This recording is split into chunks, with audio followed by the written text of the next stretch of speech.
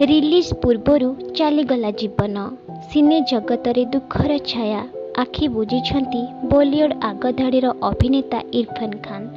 Cancer रोगरे दीर्घ दिन हेला पीड़ित हेबा परे शेषरे आज जीवन युद्धरे हारी जाइछंती।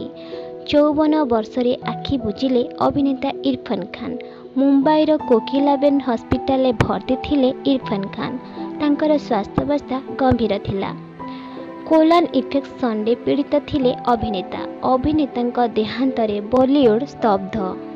बॉलीवुड रे शोकबर छाया खेली जाइछि। इरफान खान का देहांत विषय रे बॉलीवुड रो निर्देशक सुजीत सरकार खबर देइछंती। अभिनेता देहांत रे अति भावुक होई एक ट्वीट पोस्ट करिछंती सुजीत सरकार। से लिखिछंती, मोर प्रिय बंधु तुमे लड़ी ओ लयमिल मु तुम पई सब बेले गर्वान्वित।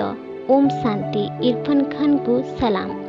निकटरे तांको अभिनीत फिल्म इंग्लिश मीडियम परदा को आसीथिला। हेले रिलीज दिन ही कोरोना पाई देश रे लॉक अवधि घोषणा हेबारु ताहा परिवर्तन समय को घुंचाई दिया जाइथिला।